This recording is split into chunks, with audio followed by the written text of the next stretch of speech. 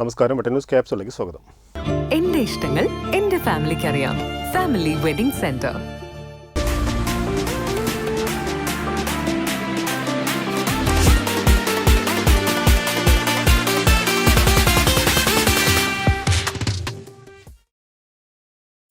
ബീഹാറിലെ പരാജയത്തിൽ ഇന്ത്യയിലെ മതേതരവാദികൾ ദുഃഖിക്കുകയാണെന്നും അവിടുത്തേത് തരികിട വിജയമാണെന്നും അബ്ദുസമദ് സമദാനി MP പറഞ്ഞു.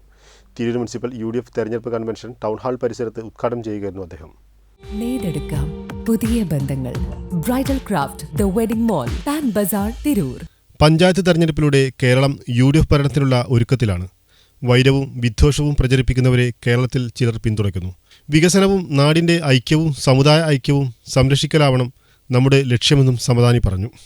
തിരൂർ മുനിസിപ്പൽ UDF തെരഞ്ഞെടുപ്പ് കൺവെൻഷൻ ഉദ്ഘാടനം ചെയ്യുകയായിരുന്നു അദ്ദേഹം.